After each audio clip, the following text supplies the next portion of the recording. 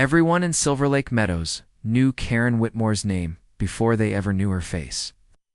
Because in this pristine HOA-governed community of clean sidewalks, garden rules, and passive-aggressive newsletters, Karen's authority was not just seen, it was felt. Her emails were time-stamped at ungodly hours.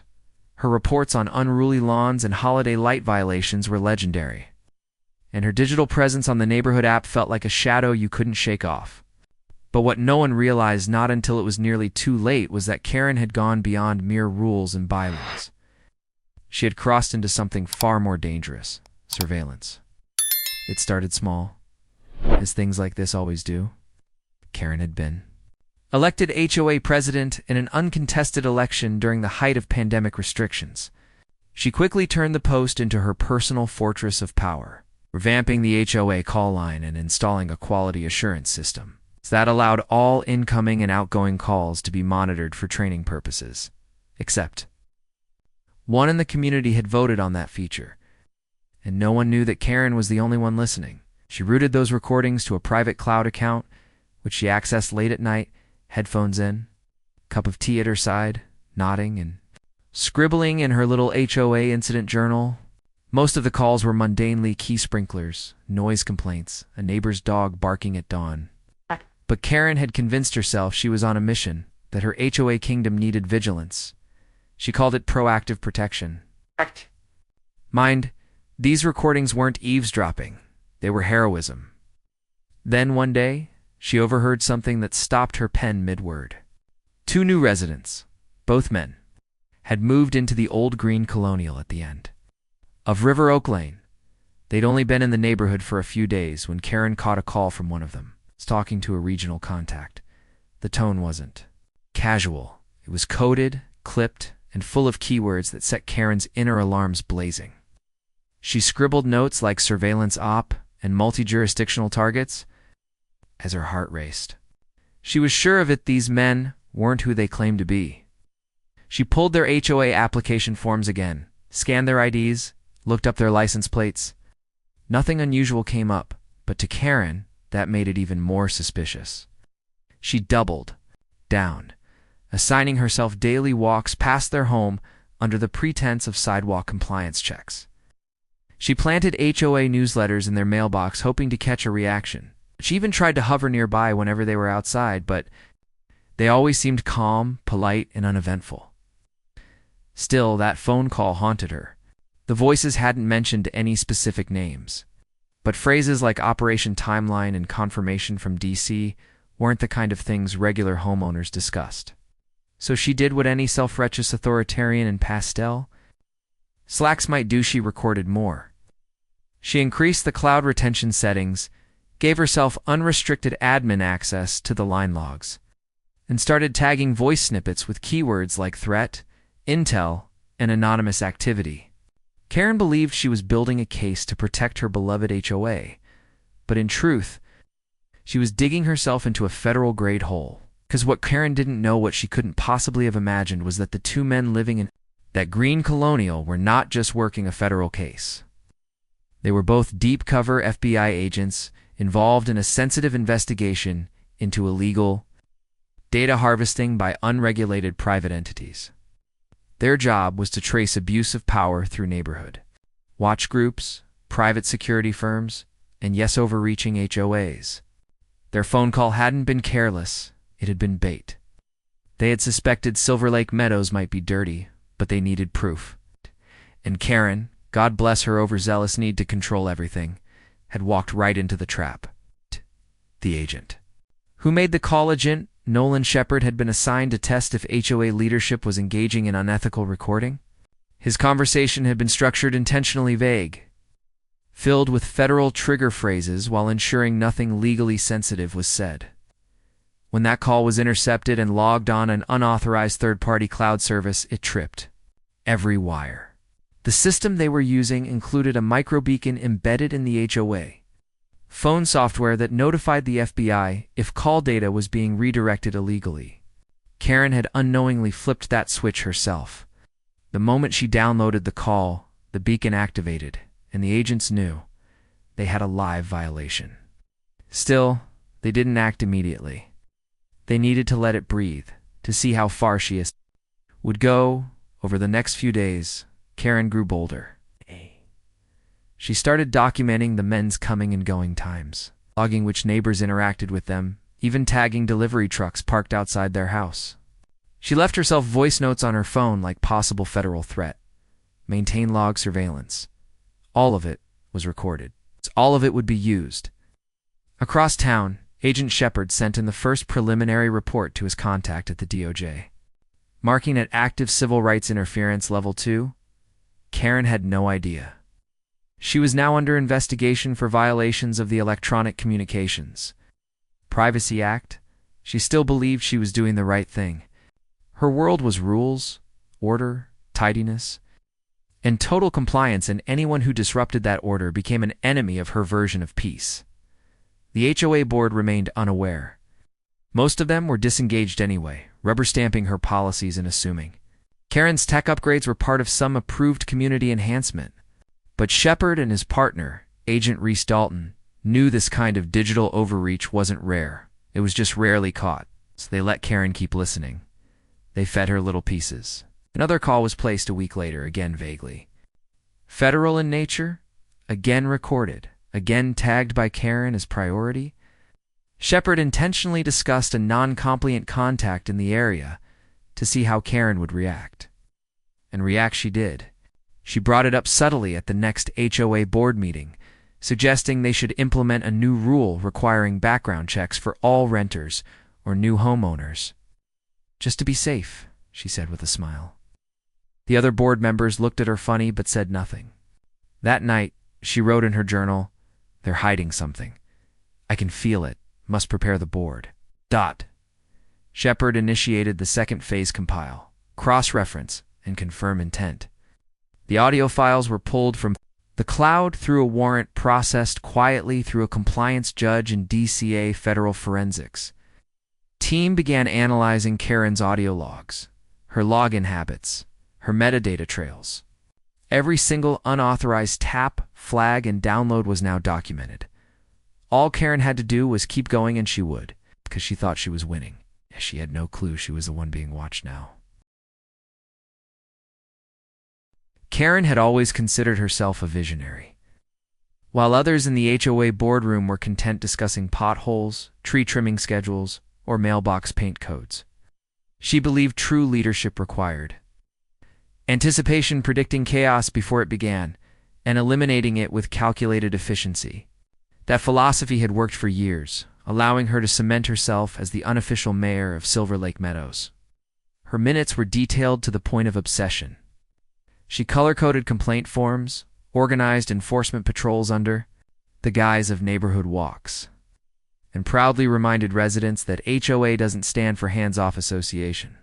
Yet as her obsession with surveillance deepened, her world quietly shifted from regulation into paranoia. She began categorizing voices on the phone line into tiers of suspicion. Tier 1 was casual rule breakers, leaving trash cans out, planting unsanctioned flowers, failing to power wash their siding. Tier 2 were those who challenged her in meetings or questioned policy emails. And then there were Tier 3 like the new residents, Alan Shepard and Reese Dalton people who gave off non-compliant energy. Karen created an entire spreadsheet to track voice patterns, keywords, and tone shifts, labeling each row with things like tense tone, vague phrasing, code word potential. She treated it like a caseboard, with color-coded flags and speculative arrows. The more she listened to the two men, the more convinced she became that they weren't just hiding something, they were conspiring against the HOA itself. She fantasized about exposing them in a dramatic HOA meeting, flipping open her binder of evidence, watching their faces crumble as the board gasped in horror. What she didn't know was that every keystroke, every download, every audio log she made was now being mirrored in real time by the FBI. A quiet digital sting had wrapped itself around her like a spider web, and with each paranoid move she made, she only tightened the strands.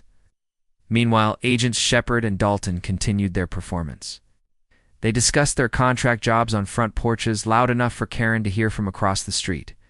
They left fake documents visible through their windows' blueprints, encrypted-looking documents, phone numbers without OW state area codes. They wanted to test just how far Karen would go to surveil them, and she never disappointed. Karen began taking photos from behind hedges, borrowing her friend Trisha's binoculars under the excuse of bird watching, and even placing a disguised baby monitor near the community center, where she believed the men might meet others. She used the HOA's discretionary budget to install additional motion sensor cameras on public property and quietly adjusted the call monitoring terms without board approval. All this while publicly presenting herself as a humble civil servant who just wanted the neighborhood to be safe. But Agent Dalton, who had seen warlords operate under the cover of civic peacekeeping in his previous assignments, knew the truth. People like Karen didn't crave order, they craved control. And now she had become the most valuable case study of exactly how localized power could spiral into federal violation territory. The FBI's Internal Ethics Division began drafting a report under the pilot program, Community Sovereignty and Civil Boundaries. A testbed project launched after a series of HOA-related lawsuits in Texas and Arizona revealed similar abuses. Karen's behavior was going to be Exhibit A. Her voice logs had surpassed 80 hours of unauthorized content, residents venting, grieving, reporting personal matters with no idea they were being stored and analyzed by a single power-drunk neighbor. Worse, she had begun editing some of those logs, trimming them, labeling them with manipulative summaries like resident threatens policy or suspicious reluctance to comply. She presented these summaries to the HOA board in closed sessions, hoping to get buy-in on more restrictive policies. "We're under silent threat," she warned, shaking her notes like gospel. The board, mostly made up of retired couples who didn't want drama, nodded along in mild agreement, trusting Karen's record-keeping over their own instincts. Karen even began drafting a new proposal called the Resident Transparency Protocol, which would require all members of the HOA to register their occupation, employer, and out-of-state travel plans for emergency preparedness, she believed.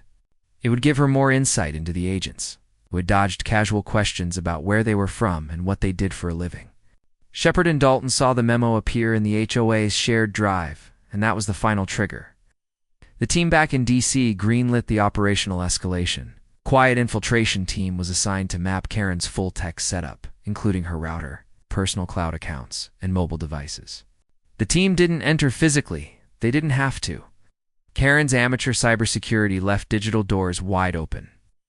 Her admin passwords were basic. Her backups synced across public-facing platforms.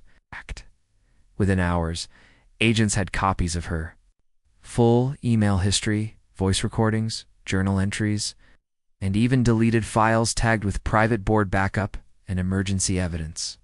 Among them, found an audio clip labeled Shepard Phone 3, in which Karen had clearly clipped the conversation out of context and added a false annotation, possibly armed anti-authority leanings. This wasn't just spying anymore. It was fabrication. Meanwhile, back in Silverlake Meadows, Karen was riding high on the belief that she was the neighborhood's secret savior. She printed anonymous flyers warning of outside influences and untrustworthy new arrivals, disguised them as neighborhood watch updates, and slipped them into mailboxes late at night. She'd taken to wearing a Bluetooth earpiece during meetings, keeping her private server logs open on her tablet at all times, and routinely whispering to herself, "You're protecting them. You're the only one who sees the truth." She didn't know that two of her board members had noticed her erratic behavior and had begun quietly raising concerns in private chats. One of them, Carla Jensen, forwarded a copy of Karen's Transparency Protocol draft to a friend in local government, asking, "Is this even legal?" That friend forwarded it to a contact in state oversight. That contact, unaware of the federal operation already underway, passed it along to the DOJ's Civil Compliance Branch, who immediately flagged it as a duplication of something they were already monitoring. That's when the pieces clicked. From multiple sides of the system, Karen's behavior was triggering alarms. Back in her living room, Karen sat in her plush floral chair, sipping tea and listening to yet another intercepted call. This time from a resident talking to their daughter about job stress, completely unaware that the house of cards she had built in the name of order was about to collapse in total, public, irreversible disgrace. Though the world beyond Silverlake Meadows had already categorized Karen Whitmore as a relic of community corruption, a case closed and filed away under the long list of neighborhood scandals, the ripple effects of her actions still pulsed. Beneath the surface, in the months following her conviction, residents tried to return to normal routines. But a strange stillness had settled over the once tightly wound community. Every rule now felt like a reminder. Every HOA notice, no matter how gently worded or professionally formatted, sparked a quiet unease. New leadership tried everything: open meetings, door-to-door surveys, anonymous suggestion boxes, even monthly cookouts designed to rebuild neighborly trust, but the stain of Karen's reign ran deep. Ow. Those who had once attended HOA meetings now chose to stay home. A few homeowners quietly installed their own security cameras, not to watch others, but to ensure no one was watching them. The psychological impact of being recorded, labeled, and silently judged had left a scar that ran far deeper than most realized. For children, Karen had become a whispered legend, the neighborhood watch lady who spied on everyone and ended. Up in jail, teenagers joked about spotting her ghosts near the clubhouse. Parents, however, couldn't laugh so easily. Some had been directly affected. One mother recalled receiving a warning notice about her son's bike being parked inappropriately on their own lawn. Another family had nearly been fined for excessive laughter during a birthday party, with audio recordings edited to exaggerate volume. All of these violations had since been expunged, but the memory of being monitored like prisoners in their own homes had never left. What the community didn't know, what only a few people within the FBI understood, was that Karen's case had exposed a terrifying reality: that small-scale, decentralized power structures like HOAs were often overlooked in digital surveillance. Legislation. Her downfall triggered a confidential internal review that revealed nearly a dozen other HOAs across the country had systems ripe for abuse. With weak oversight, poor cyber protections, and board members making unilateral decisions. Without legal checks, Karen had simply been the most extreme case, but not the only one. Agent Dalton, after the case closed, was pulled into a specialized task force within the DOJ assigned to monitor micro-authoritarian risks, a term that emerged after their Silverlake Meadows report. His assignment was now national, working with data scientists, cybersecurity experts, and constitutional lawyers to design new legal frameworks for homeowner associations, gated communities, and private security zones. But Dalton couldn't quite shake the image of Karen's face on the day of the sting.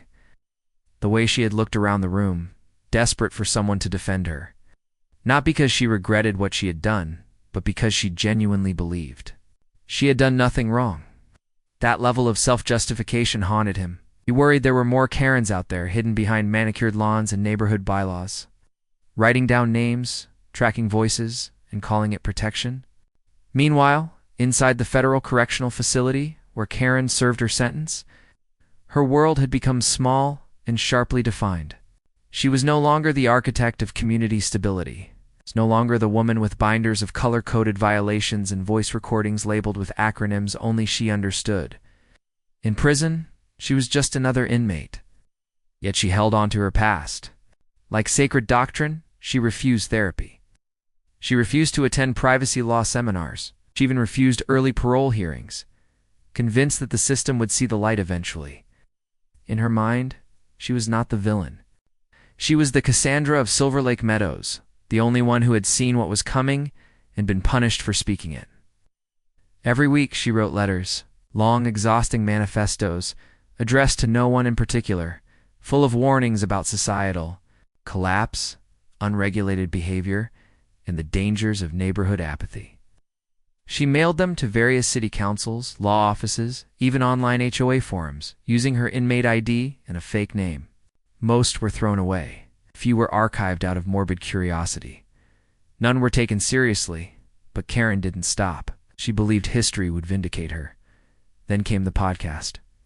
A popular true crime producer stumbled across the Karen Whitmore case while researching stories of suburban authoritarianism.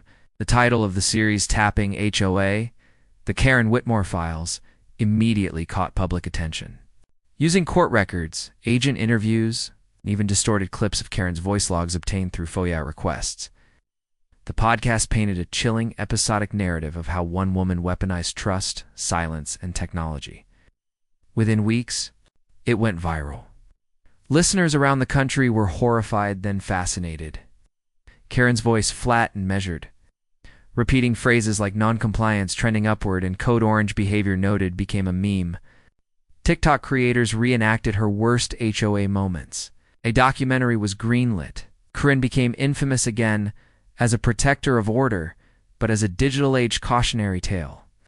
When prison staff informed her of the podcast's success, she initially beamed with pride until she realized she was not the hero of the story. In her cell that night, she tore pages from her notebook and flushed them, muttering about betrayal. She began refusing meals. Staff placed her under observation. For the first time, Karen Whitmore's delusion cracked. But even as she faded, from the inside, her legacy continued outside the prison walls. States began requiring independent audits of HOA complaint systems. Lawmakers proposed new legislation requiring digital transparency disclosures for any surveillance systems operated by community organizations, and universities began offering courses on ethics in neighborhood governance. But perhaps the strangest shift happened back in Silverlake Meadows itself. With Karen gone, the absence of her suffocating presence gave rise to something unexpected: empathy. Neighbors who had once kept to themselves started talking more, partly from shared trauma, partly out of the realization that silence had allowed someone like Karen to thrive. Barbecues returned. Lawn signs started appearing, not political ones, but things like, "We're listening, and your voice matters." It was slow, it was awkward, but it was happening. And while no one mentioned her name out loud anymore, everyone knew the reason why things were finally beginning to heal. It wasn't because the rules changed. It wasn't because the HOA structure had been rewritten. Ow!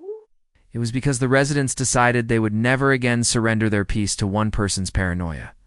Karen's files, now digitized and locked in evidence vaults, serve not just as historical record, but as a reminder. Community doesn't come from control. It comes from trust. And no amount of eavesdropping, no database, no manufactured violation could ever replace the power of simply knocking on a neighbor's door and asking how they're doing. For the first time in a long time, Silverlake Meadows was quiet again. Not the hollow quiet of surveillance, but the peaceful kind. The kind where the only thing watching was the sunset over trimmed hedges and children laughing on sidewalks. Karen, for all her efforts, hadn't destroyed the neighborhood. Strange way, she had given it something it never had before: a real, raw understanding of what community actually means. The courtroom was stark, cold in atmosphere and judgment, lined with pale oak benches and overhead lights that buzzed with an unsettling quietness, as if even the building itself knew that something historic was taking place within its walls. Karen Whitmore sat stiffly at the defense table, wearing a navy suit that tried desperately to restore the image of composed authority she had once wielded like a weapon in Silverlake Meadows, but no tailored collar or poised hairstyle could wash away the stain of federal scrutiny. Before her, at the prosecution's table, sat two representatives from the DOJ's Digital Crimes Division. Behind them, a full legal team supported by data privacy experts and compliance investigators. The courtroom had been selected specifically for its digital infrastructure and necessity, given the mountain of audio evidence, metadata logs, and forensics recovered from Karen's devices and cloud systems. Screens flanked both sides of the judge's bench, ready to display timelines, recorded calls, and surveillance flowcharts. The judge, a woman named Margaret Thornwell, known for her strict but balanced courtroom demeanor, entered precisely at 9 a.m. and opened the trial with brief remarks. The charges were serious, the scale of data unprecedented, and the implications for community governance nationwide could not be overstated. Karen's defense attorney, a local man with a reputation for civil rights cases but little experience in federal data, law, stood with dry palms and offered a narrative of misguided dedication. "My client, Your Honor, did not act out of malice. She acted from a place of commitment to her community. She believed she was keeping her neighborhood safe from threats. But the prosecution wasted no time in tearing that down. They opened their arguments with a simple, searing line. This is not a story of safety. This is a story of power, unrestrained, of privacy violated, and of truth manipulated by one woman's obsession with control. Then came the evidence. Day by day, audio recordings were played for the courtroom, some with Karen's own voice, labeling residents, tagging them like criminal suspects in a file, even laughing at their vulnerability. Clips revealed the exact moment she intercepted the call between Agent Shepard and his DOJ contact, along with her whispered journal notes about escalating containment. Then came the spreadsheet's rows of names, voice patterns, behavioral notes, even personality scores she had invented herself. Witnesses were called. Jensen testified about the internal board meetings and how Karen would summarize resident complaints that no one else had heard directly. A tech specialist from the DOJ explained how Karen's system had been modified without approval, creating shadow backups and data trails that bypassed public transparency. The most damning moment came when a mother, Amanda Delaney, took the stand and described how a violation notice was issued to her based on a manipulated recording, her voice edited to sound hostile, when in reality she had only called to clarify fence height regulations. "She made me look like a threat to my neighbors," Amanda said tearfully. "Just because I asked a question." Across the aisle, Karen stared blankly, her eyes hollow.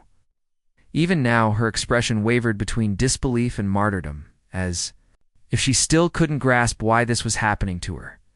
She had always believed that her rules, her surveillance, her data logs were part of some noble fight to preserve order in a chaotic world. But in the silence of the courtroom, stripped of her HOA title and the soft buffer of authority, she looked small, just another person who crossed too many lines for too long.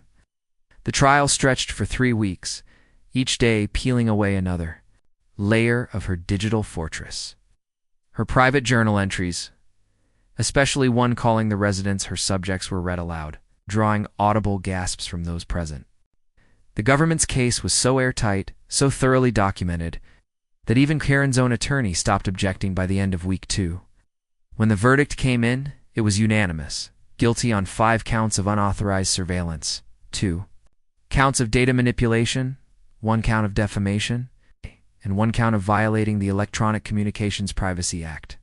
The sentence: 12 years of federal oversight, including 5 years of confinement, 7 years of restricted tech access, and mandatory public apology restitution to all affected parties. Karen's reaction was silent. She didn't cry. She didn't speak. She just nodded once, almost like she was confirming it in her head, as if some corner of her finally accepted that her empire had collapsed. The judge's final remarks were delivered with the kind of calm that cuts deeper than anger. Authority, Judge Thornwell said, is not a crown we place on ourselves. It is a responsibility we borrow from those who trust us. You, Ms. Whitmore, turned that trust into a mirror seeing only your reflection while silencing everyone else's voice. After the trial, Silverlake Meadows became the subject of nationwide news. The HOA was restructured completely. A new leadership council was formed, composed of rotating volunteer residents who operated with strict transparency rules and third-party audits. The call system was replaced with a secure, externally managed platform with anonymized reporting and zero recording capability. HOA meetings were open to public observation, and a new policy ensured that all violations must be reviewed by at least 2 unrelated board members before action could be taken. But even with these changes, the damage was hard to reverse. Trust, once broken, is not easily rebuilt. Residents who had once shared neighborly smiles now paused at their front doors, wondering if their voices had ever been recorded, if their innocent remarks had been filed away in some warped algorithm of suspicion. Children grew up hearing their parents whisper about the HOA lady who went too far. Karen Whitmore's house was put on the market under a shell name, but everyone knew whose house it had been. No one wanted to buy it. It sat vacant for months, a 2-story symbol of unchecked power, its porch light flickering every evening like a warning. the national conversation around HOA reform intensified. Lawmakers introduced new federal guidelines for how neighborhood associations could manage digital data, enforce rules, and communicate with residents. Karen's case was cited in congressional hearings as a precedent-setting example of local governance gone rogue. Meanwhile, Agent Shepard and Agent Dalton were quietly reassigned to a new operation, but not before receiving internal commendations for the successful containment of what had been, at one point, a legally invisible abuse of authority. They had proven that even the smallest systems of control, like a suburban HOA, could become dangerous in the hands of someone who believed the rules didn't apply to them. As for Karen, her name became synonymous with overreach. College lectures on data ethics mentioned her case. Community management training used her story as a what not to do module. Podcasts and documentaries dissected every moment of her downfall, often pairing her precise, measured voice from old HOA meetings with the chaotic unraveling of her secrets. And somewhere in a federal correctional facility designed for white-collar criminals, Karen kept to herself. She avoided eye contact. She refused interviews. She spent her days reading privacy laws, annotating margins with defensive notes, scribbling half-finished speeches about misunderstood leadership. The woman who had once declared herself the protector of a community had become a prisoner of her own delusions, surrounded not by enemies or threats, but by the consequences she'd worked so hard to create. And outside, the world moved on more cautious, more aware, and far less willing to let someone like Karen Whitmore ever rise again. Karen sat frozen in her chair as the humming projector cast faint light across her pale face, illuminating her defeat in slow motion while the forensic team worked methodically around her. She tried to speak, to object, to demand someone explain how any of this was happening, but her words came out like static, shaky, and meaningless against the weight of what she was being accused of. Her hands clutched the arms of the chair, fingertips digging into the wood as if to anchor herself in a reality that had just collapsed. Outside the clubhouse's glass doors, the evening looked deceptively like well-manicured lawns, a pink sky, birds fluttering across rooftops.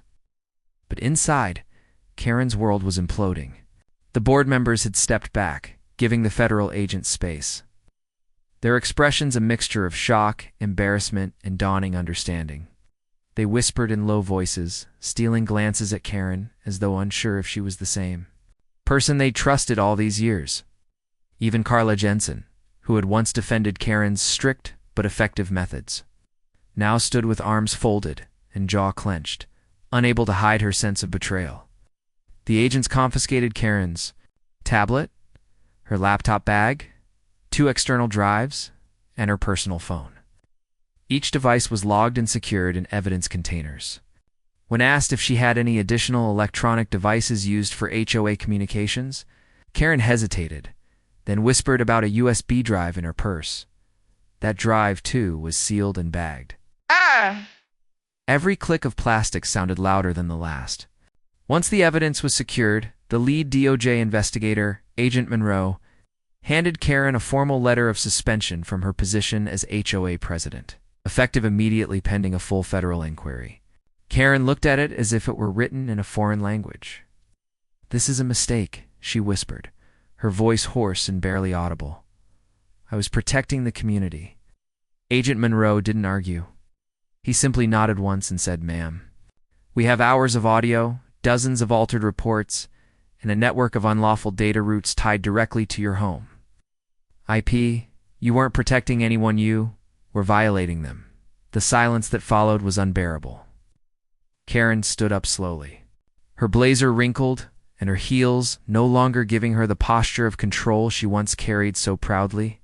She walked out of the room in a daze, escorted gently by one of the agents. No one followed her. No one stopped her. The clubhouse, once her throne room, was now a crime scene. Word spread quickly through Silverlake Meadows. By morning, group chats were flooded with disbelief. Residents who had once admired Karen's dedication began to reframe her behavior as obsessive and invasive. Screenshots of the federal agents at the meeting were posted anonymously to the neighborhood app. Rumors, gruesome true, some exaggerated, People wondered which of their calls had been recorded, who had been labeled threatening, and what had been said in private moments they thought were safe. Families with elderly parents questioned whether personal health discussions were saved in some secret database. A general unease settled over the neighborhood like a fog. For the first time, Silverlake Meadows felt uncertain, vulnerable, and exposed. The HOA board, now leaderless, scrambled to draft a public statement. They held an emergency meeting this time with legal counsel and issued a letter acknowledging the ongoing federal investigation, promising full cooperation and apologizing for any breach of trust caused by former leadership. Meanwhile, in a quiet federal office downtown, analysts began pouring through Karen's audio library. The scope of her surveillance was larger than anticipated. She had logged over 900 calls, segmented by voice, tone, background noise, even mood. She used custom tags like needs watching, defensive, and conspiratorial. Some residents were tagged with multiple false complaints that were never filed formally, just held in her private Karen file, where she theorized about neighbor relationships, political leanings, and religious backgrounds. One note speculated that a couple on Maple Bend Lane were secretly running a crypto operation because they received packages at odd hours. Another accused a single mother of harboring undocumented relatives because her cousins visited often. None of it was based on fact. All of it was now evidence. Even more disturbing were the call edits. Karen had snipped parts of conversations, layered her own audio, and created misleading compilations she used to justify punitive actions. These manipulated clips had led to several formal warnings issued by the HOA in recent months. Letters that now had to be reviewed, retracted, and potentially apologized for. The DOJ added charges of digital forgery and defamation to her case file. And though she had not yet been arrested, she was officially a person of federal interest. For Karen, the fall from grace was brutal. Her home became a subject of scrutiny, not admiration. Neighbors passed by quietly, avoiding eye contact. Some snapped photos. News vans appeared by the weekend, hoping for a glimpse of the woman who wiretapped her community. Her family, caught off guard, issued a brief statement asking for privacy and expressing their own disbelief. Karen herself withdrew, almost entirely. She stopped answering calls. Her mailbox overflowed. She sat in her house, blinds closed, reliving the moment in the clubhouse over and over. Her HOA empire had turned to dust, and all she had left were fragment clippings. Printed emails, sound clips stored on hard drives she no longer controlled. The people she had once called her community now saw her as a threat. Meanwhile, Agents Shepard and Dalton completed their mission report, submitting it under the title Localized Authority Abuse Case Study, Silverlake Meadows. The findings would be used to support national legislation on HOA oversight and data privacy, with Karen Whitmore's name referenced in footnotes and briefings. Yet even as the investigation wrapped, the aftershocks continued. A resident who had received a violation notice due to a misrepresented call sued the HOA for emotional distress. Another filed a complaint claiming Karen's actions had caused undue anxiety to her autistic child who had been falsely accused of suspicious behavior. The board was inundated with legal inquiries and had to open a special fund just to handle mounting litigation. A nearby HOA contacted federal officials preemptively, asking to have their call systems evaluated to ensure they weren't at similar risk. Karen, unknowingly, had become the cautionary tale across the region. Despite all this, she refused to admit wrongdoing. In a private journal entry later recovered from her home during a secondary warrant search, she wrote, "They don't see the danger. They never did. I was the only one who could keep them safe." The line chilled investigators not because it was violent, but because it revealed a mindset so firmly locked in delusion that no legal consequence could shake it. She saw herself as the hero until the very end, even as the world unanimously declared her the villain. Yet buried deep within the terabytes of audio she had archived, the investigators also discovered something else, something that complicated the story. Among all the mundane and manipulated recordings was a short, raw, untouched clip from weeks prior. A call from a teenage girl, distressed and scared, reporting domestic violence from her stepfather. Karen had flagged the call, labeled it low priority, and never followed up. No record of referral, no report to police, no mention to the board. It had sat buried in her archive while she pursued fake spies and invented enemies. That single decision to ignore a real cry for help became the most damning detail of all. It was not just surveillance, it was negligence, willful blindness. The investigators added one final note to the report. Subject prioritized imagined threats over real harm. In the eyes of the law, Karen's empire had been built not on protection, but on projection. Her need to control, to be the gatekeeper of morality and order, had blinded her to what truly mattered. And now, as the federal system she poked without, understanding closed in on her fully. There was only one path left for Karen Whitmore to walk through a courtroom, no longer as HOA president, but as defendant. Asterisk. Karen's confidence began transforming into quiet arrogance as the weeks passed without any challenge to her authority or suspicion about her actions. She believed she had created an impenetrable system, a web of observation, rule enforcement, and careful manipulation that made her practically untouchable in Silverlake Meadows. The digital tools at her disposal had become extensions of her body, and she spent her late nights immersed in residents' personal matters, often pausing calls to take notes, assigning personality profiles to voices, or classifying entire households into arbitrary categories like cooperative, uncertain, or potentially disruptive. She found herself increasingly interested in the lives of those who showed signs of independent thinking, especially those who spoke critically of the HOA or dared to suggest that certain policies were excessive. She even began listening in on conversations between elderly residents and their adult children, labeling any discussions of moving away or selling property as stability risks.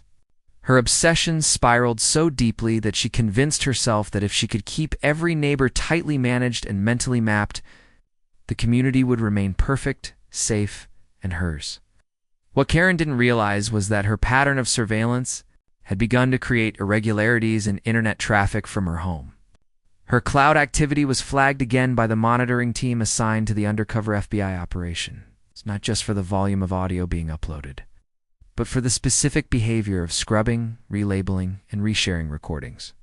The FBI's cybersecurity division quietly ran a full trace on her network, discovering she had used not only the HOA's official call line, but had recently installed a secondary VoIP system routed through a burner server registered under a false business named Silverlake Compliance Services.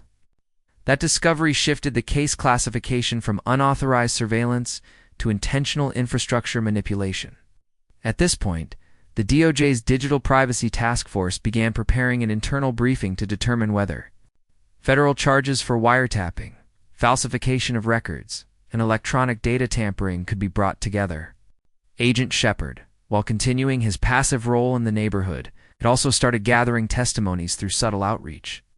At a community potluck hosted at the clubhouse, he casually asked some of the older residents about their experience calling the HOA line. Many of them shrugged and said they were unsure whether their concerns were ever heard. One woman, Mrs. Leona Briggs, quietly mentioned that she once reported her neighbor's broken fence and later heard her exact words repeated in an HOA newsletter. Raised an eyebrow. Another couple said they'd received a warning letter, quoting them directly from a private phone conversation. These stories were what the agents needed, proof that Karen wasn't just archiving. She was acting upon content she had no legal right to access. But the final straw came when Karen attempted to initiate a new rule without any board approval. A resolution requiring mandatory voice verification for all future HOA calls, claiming it was to prevent false identity complaints, she believed. This would give her an easier way to categorize, store, and cross-reference voices with property owners. She launched the update silently, embedding it into the online HOA complaint portal, which triggered a small banner asking callers to consent to voice security features. Though it sounded technical and harmless, it was legally explosive, because she did this without a board vote, without legal review, and under a misleading header. The moment that consent banner went live, the FBI flagged it. The portal was hosted, on a public-facing server that used shared authentication tokens. Karen's negligence meant every recording that came through it could now be classified as unauthorized biometric data collection, a major federal violation under new digital privacy acts. Within days, a sealed federal warrant was issued for a full audit of Karen's devices, cloud services, email accounts, and local storage. The agents, still maintaining cover, organized a fictitious community outreach meeting to be hosted at the clubhouse. Karen, of course, volunteered to organize it herself. She planned everything from seating charts to background music, with little-name placards for board members and special guests. She didn't know that several of those guests were DOJ representatives, federal compliance lawyers, and a forensic tech team embedded with laptops, mobile scanners, and legal documents. The evening of the meeting, Karen arrived an hour early. In her usual pastel pink blazer and polished flats, clutching a binder labeled Community Stability Initiative, she set out pens, water bottles, and little pamphlets on resident responsibility. She practiced her speech in the mirror of the clubhouse bathroom, imagining herself hailed as the visionary who had modernized Silverlake Meadows. When people began filing in, she greeted each with the glow of false humility. Agent Dalton arrived 15 minutes in, nodding politely. He wore jeans and a light jacket, blending in like any other casual neighbor. 10 minutes after him, a pair of men in gray suits entered, both carrying tablet cases. They introduced themselves as Federal Neighborhood Outreach Analysts, a label Karen found pleasing. She escorted them to the front table. Then it began. The meeting started as any other: quick updates on landscaping contracts, noise complaints, and a bake sale proposal. Karen took the floor and launched into her usual performance: statistics. Visual slides, mentions of growing neighborhood threats, and vague references to those who don't respect community values. That's when the first DOJ official stood up, holding a printed document. "Mrs. Whitmore," he said calmly, "we have concerns about unauthorized data practices taking place within the HOA communication systems under your management." The room went quiet. Karen blinked. Her smile twitched. "I beg your pardon?" she asked, feigning confusion. The second official placed a small voice recorder on the table. "This is an audio log from your personal cloud, uploaded on May 3rd at 2:16 a.m. It contains private communication between residents. It's intercepted and archived without legal consent." Several board members shifted in their chairs. Dalton stayed quiet, watching her closely. "Don't understand what this is about," Karen said, her voice tightening. "All HOA communications are for training and review. It's perfectly standard, not without approval, not without full disclosure, and not for private use," the man replied, his tone sharpening. He opened his tablet, tapping to reveal a folder labeled Unauthorized Recordings, K. Whitmore. Contents included timestamps, file names, tags like Threat Level 2, and voice logs marked with fabricated summaries. "You not only intercepted calls without permission," he continued, "you altered them, and in some cases, submitted edited versions to board members to justify rule enforcement. That's data tampering and wire fraud." Karen's face turned pale. She clutched her binder, flipping it open for anything to deflect. But the room was already shifting. Carla Jensen, the soft-spoken treasurer, leaned over and whispered to another board member. People began murmuring. "We have a sealed warrant," the first official said. "Our team will now secure your devices and begin an on-site extraction." Karen stood up sharply. "You can't do this here. This is a community meeting," she barked, but her voice was cracking. "You're violating my rights." "You violated everyone else's," Agent Dalton finally said, stepping forward for the first time. "In this entire meeting, that was the final test." Karen's knees nearly buckled. The pamphlets, the name placards, the staged event, it was all a trap. The agents had given her every opportunity to stop, to back down, to be reasonable. But she hadn't. She pushed and pushed, until she walked directly into a federal sting she couldn't charm or threaten her way out of. As the forensics team began collecting her laptop and scanning her personal phone, Karen looked around for support but found only stunned, wide-eyed neighbors watching their once untouchable queen stripped of her illusion, and as the federal agents calmly continued their procedure. The only sound left in the clubhouse was the soft hum of a projector still running her PowerPoint on community safety, its cheerful bullet points fading one by one into silence.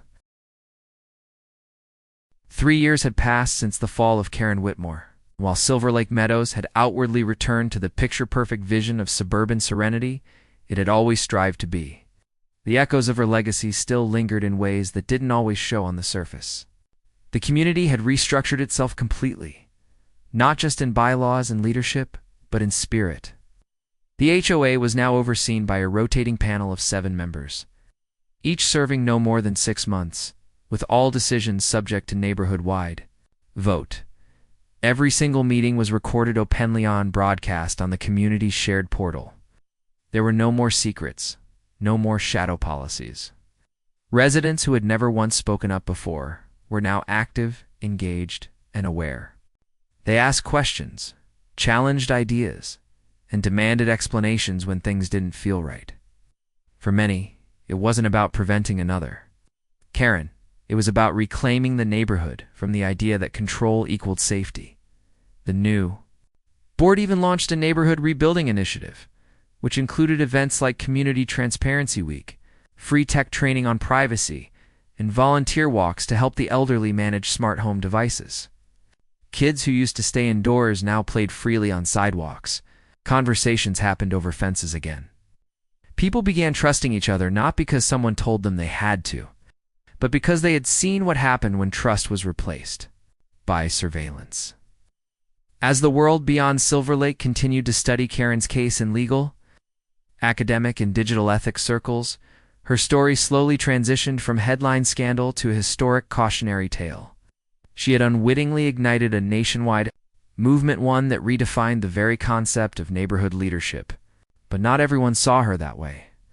Some still believed she had been a misunderstood pioneer, a martyr of modern community protection. An extremist podcast even tried to paint her as a whistleblower. But those voices faded quickly when a third congressional committee released its findings, stating that Karen Whitmore had knowingly, repeatedly, and deliberately violated the privacy rights of private citizens under the guise of authority, creating an ecosystem of digital fear and behavioral policing. That phrasing, digital fear, became a permanent term in future policy discussions. Meanwhile, within the walls of the federal reentry facility where Karen spent her last year, her demeanor had shifted again. Once proud and defiant, she now spoke in fragmented sentences, often referring to her former neighbors as subjects and liabilities. Mental health professionals monitored her closely, diagnosing her with an advanced form of narcissistic delusion reinforced by years of unchecked community power. Still, Karen refused to engage with any recovery programs or community rehabilitation courses. Even when offered a chance at early transition to a halfway home, she declined. She wrote letters instead, hundreds of them, some to government agencies, some to local newspapers, some even to former residents of Silverlake Meadows, whom she referred to by their recorded tags like Caller 014B or Complainant Level 2. None of the letters were ever responded to. All were kept on record. The DOJ by now had concluded its work on HOA governance models and passed the Silverlake Safeguard, named after the neighborhood that had unknowingly lived under Karen's eyes for nearly a decade. The act created national minimum standards for community surveillance, prohibited unregulated HOA monitoring of resident communications, and required all future homeowner associations to use third-party auditable platforms for complaints and data handling.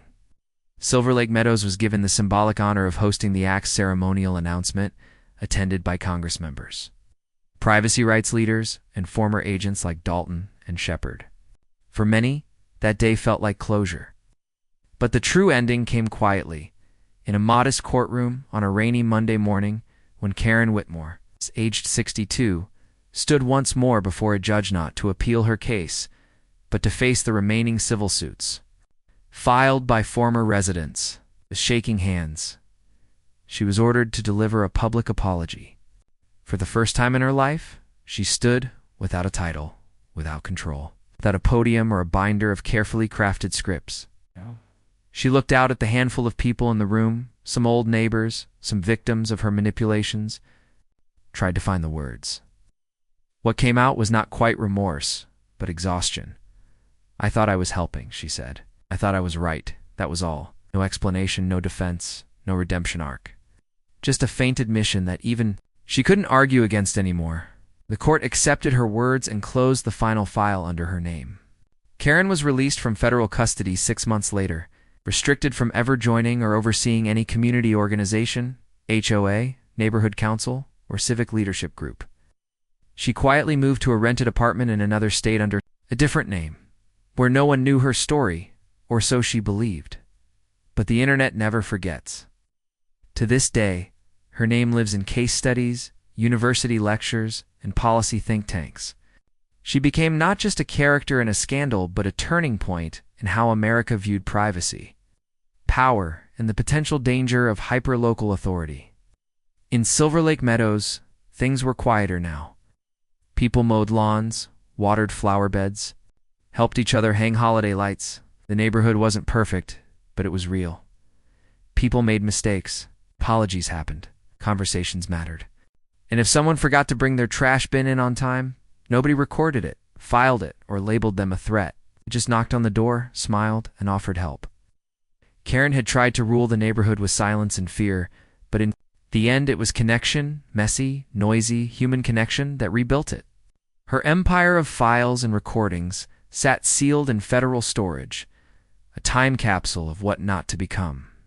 And the neighborhood moved on wiser, stronger, and completely unafraid. If you found this story powerful and eye-opening, don't forget to subscribe to the Sham Story YouTube channel for more dramatic, real-life inspired stories like this one. Hit that bell icon so you never miss a twist. Your support helps bring these stories to life one truth at a time.